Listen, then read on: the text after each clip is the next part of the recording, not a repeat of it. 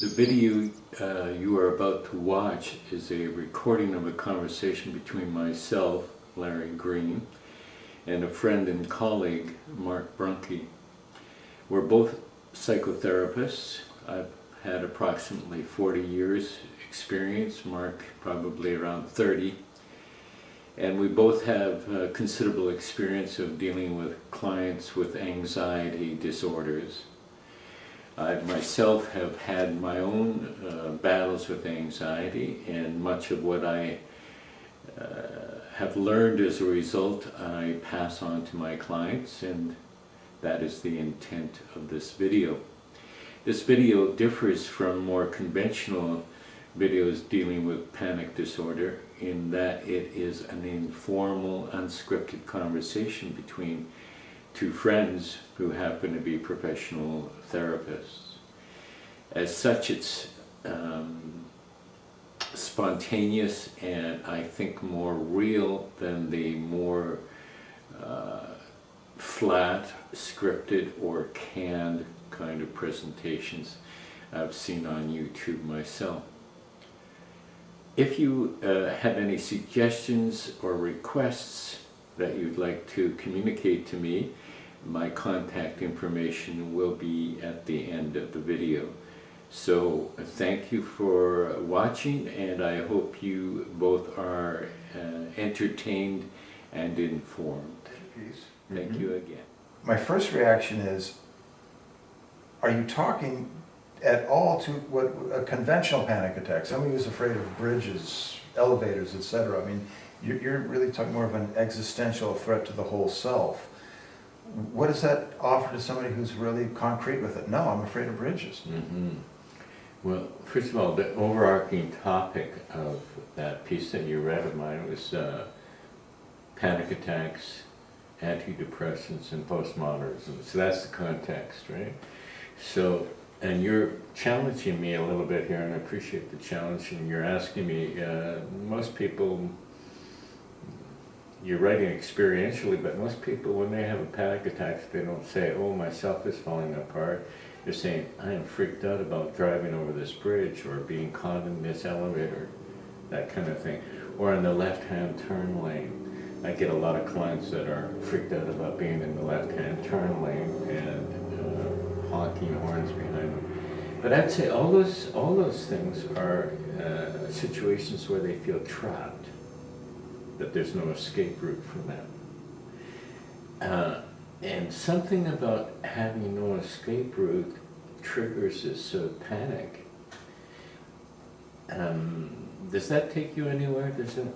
Oh yeah. Yeah. I mean, it's terrifying. I mean, you know, I want to know that the window can open. I don't want to suffocate. Right. You know, that, and so if I'm feeling a panic and fear, if I'm feeling trapped, what kind of reflection is going to help me get out of that? I mean, postmodernism may just make me feel even more despairing, like, oh God, there's no God, there's nothing for comfort. Well, I mean, where do I get my comfort then if I'm feeling that way? Right.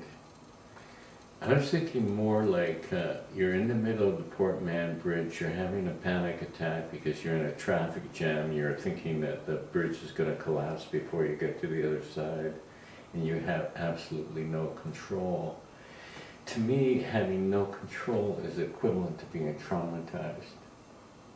So I know that you've done trauma work and I've done trauma work. And for me, the way I used to define trauma was when your assumptions have been pierced. That is, I think that we have a coat of assumptions around us that protect us from being impinged on too directly. When we're traumatized, we're being tortured, we're being held down, there is no escape. Somebody's drilling our teeth or whatever the thing is. So it's directly impinging on our very self, our very soul, directly, right? We have no distance from it. There's something about being trapped on the Port Mann Bridge in an elevator on the left-hand turn lane in a torturer's chamber. There's something similar in all those situations. Yeah. So what do you wish for me to draw on to get comfort through that? Like what can I do then if I'm feeling that trapped?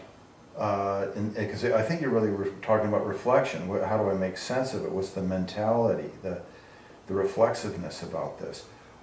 What do you suggest I could reflect on that's going to make me feel safer or more resilient? It's interesting. I didn't expect you to use the term reflect on or be reflexive. So let me catch up to you around that. I would prefer the term, what should you attend to? What should you pay attention to? You can pay attention to your thoughts that the bridge is about to collapse, or you could put your attention on your breathing. You could put your attention on your senses, like what do you see, what do you hear, what do you feel? You need to get out of your mind. And around that, say, there's a great anthropologist named Gregory Bateson, and he said that a paranoid person had lost the ability to make a distinction between a possibility and a probability. So I found that fascinating, because it's possible, yes, the bridge could collapse while I'm on it. It's not probable. But when you're in that state of mind where fear has captured you, basically, that fear turns possibilities into probabilities. And so you have to sort of rein in your imagination, pull it back, take control of it, and put it where you want it to be. Something like that. What I'm saying, and what you're not asking, though, is that these incidents on the Port Mann Bridge or in an elevator or left-hand turn lane are what you referred to at some other time as trigger points. That's what triggers the panic attack. What I'm interested in is what makes people vulnerable to that. Why are some people more vulnerable to being triggered than other people? And why, it seems to me, why are more people experiencing panic attacks now than they used to? That's what I'm interested in. Well, I mean, here's one possibility, is that their imagination is bigger. That if I'm a germphobe, if I'm obsessive compulsive, I simply have a greater capacity of imagining what the germs are on that doorknob than you have. Now, if we all studied, germs is like medical student's disease, right? If we all studied medicine, we'll be more hypochondriacal. But we don't. You know, so I mean, in terms of the selective attention, how can I willfully stop myself from attending to something, whether it's a germ or a bridge or something, even though I know it's disrupting me? I mean, how do I change the channel?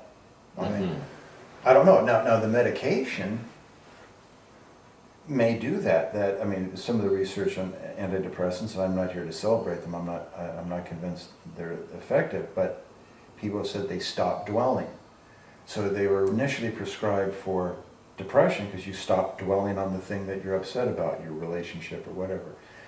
They gave it to OCD people because they reduce their dwelling on germs. So if I take a pill and it reduces my dwelling, is there a problem with that? I mean, that doesn't mean the problem was biochemical, but at least the biochemical fix may do it. It's distracting me. I'm now not dwelling. What are your thoughts on that? Well, I find it interesting. It's sort of like, how many degrees of freedom does a person have? Can they put their attention where they want to put their attention? And you're making the point that this medication seems to increase their capacity to put their attention where they want to put their attention.